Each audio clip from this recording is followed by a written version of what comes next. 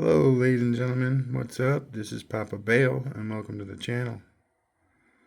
This is the Peace in Our Time pulse motor drawing. Whoa.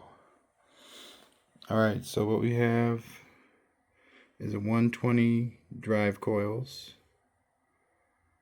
Okay, and this is a drive coil right here with a 22, 26, a 30, and a 32 gauge strand.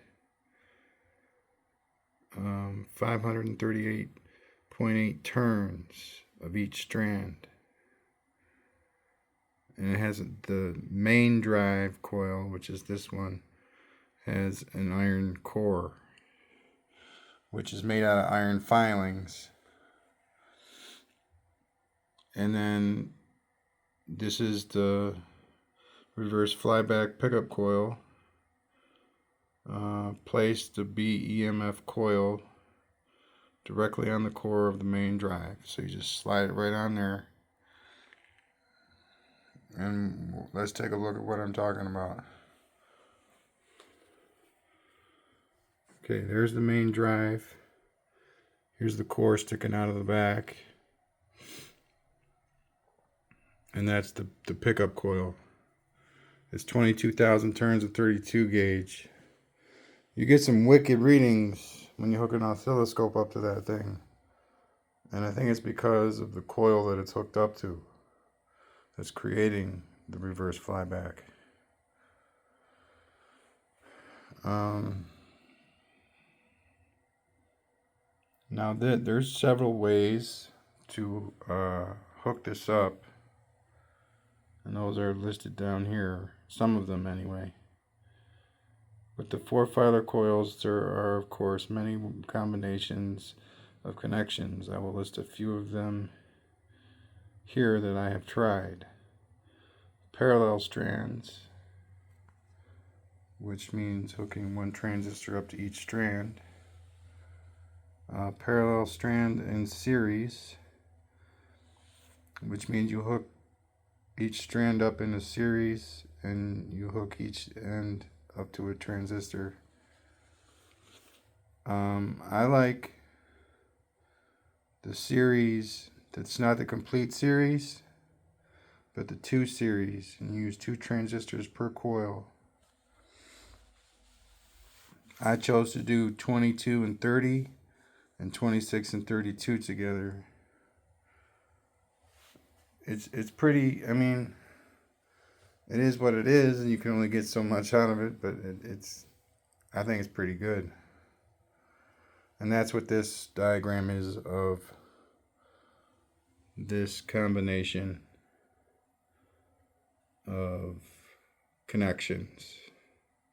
So each coil, this drive coil, and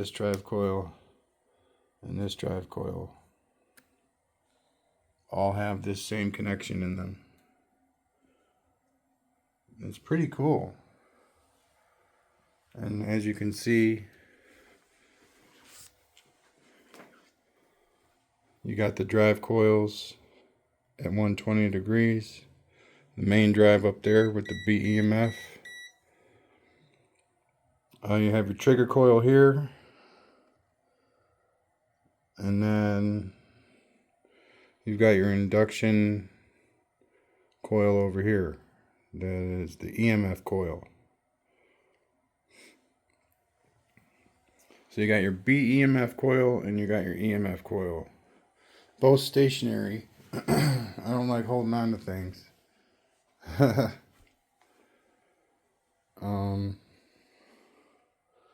So yeah, there's the sensor coil set to offset. Here, let's discuss the rotor a little bit.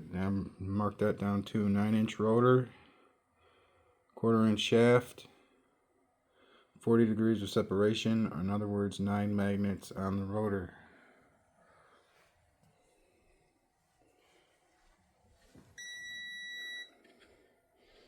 So this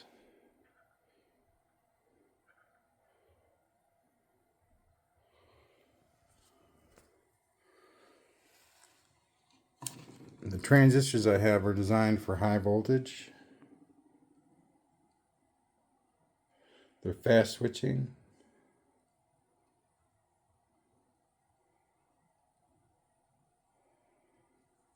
So yeah, there's definitely something going on there. But this is what we're at. We're at 33.9 volts. I'm willing to wager that's going at about 2.5 to 3 amps.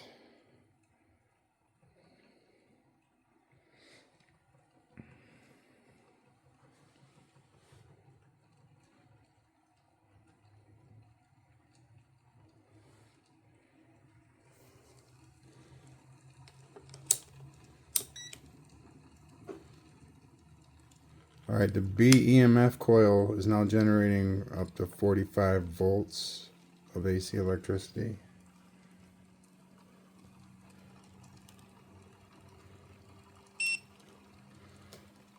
The induction coil, or the EMF coil, is what the oscilloscope is hooked up to right now. Has a crisp sine wave. That's the BEMF voltage of AC.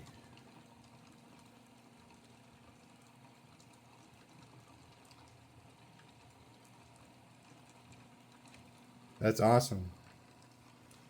So this is this big coil that's behind the drive coil.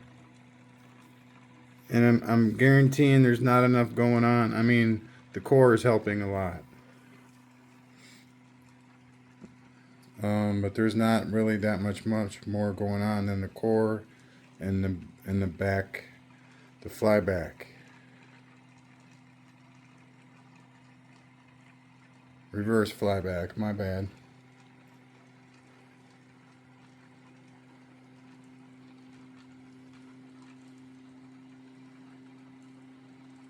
Yeah, I want to do a video with the oscilloscope hooked up to the BEMF coil, and we're going to see something, boy, like kind of wacky. If you're used to seeing something, you will see something different. If you're used to seeing this is not what you will be seeing.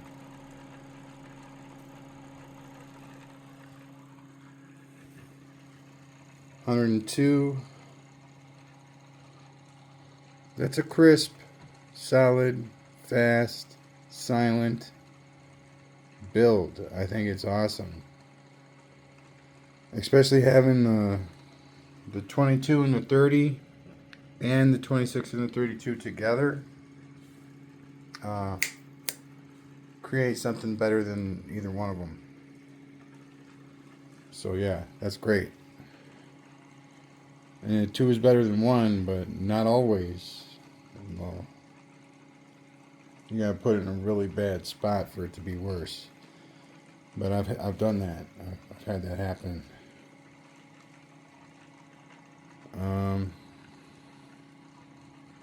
So yeah, the BEMF coil generates anywhere between 150 and 100. I'm gonna turn it down, and it spiked. It was like weird. It was a weird spike. I went from like 94 back up to 105 instantaneously.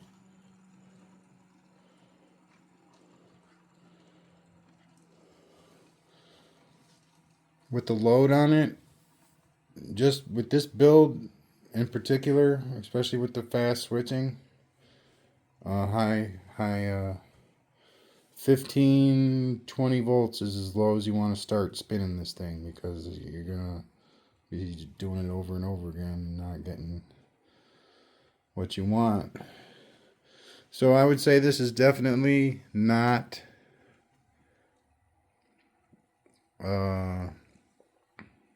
low cost by any means. This is not free energy. As you can see over here, we were talking like 36, 40 volts in. That's definitely not free.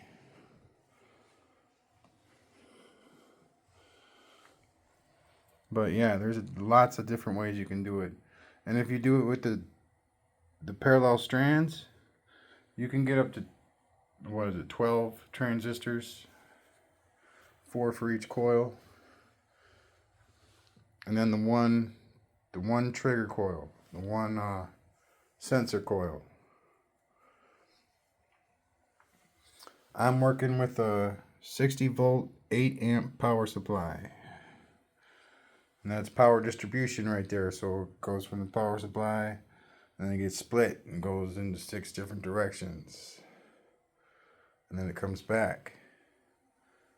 But the sensor coil here has one that goes into the negative, or the ground. So the ground should have 7, whereas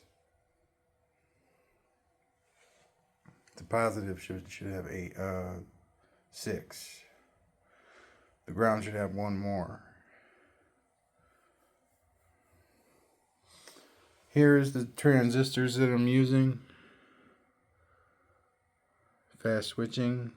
I'm using anywhere from 15 watts to 35 watt light bulbs. Rotor, this is why we started up so high. Rotor will overcome this load at around 35 volts and will continue to increase in speed and gain voltage on the voltmeter. So yeah, and run the light. That's one thing I did not have on that I probably should have had on, would be the light. We'll do it later.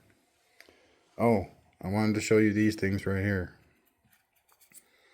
So the coil rests on this block, and it's kind of tight, and it slides, you know, depending on which rotor I have in there, forwards and backwards. And I could stop using glue eventually, or like this would be like a prototype kind of thing. And there's no real latch or anything, it's just kind of tight fit,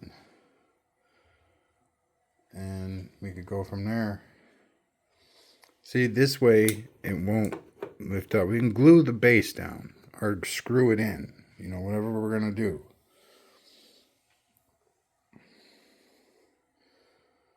And then just the one way, which won't really matter that much, is the back and forth. It won't. Yeah, it's pretty solid. I'm not that worried about it moving around too much, unless I put it there. So I think it'll be great to you know, see if this works for one, and then if it does work, maybe refurbish the table one more time and use these from here on out. And I don't know, man, it's just, it seems simple. You just build the walls high enough so that it doesn't rock back and forth. I don't know, maybe we'd have to build a plug or something like that just to stop it from moving the other way, but I don't think it'll move the other way. So yeah, I think that's great. We'll see those in action in the next couple days. All right, thank you very much. Peace out. Have a good night. Please subscribe. Bye now.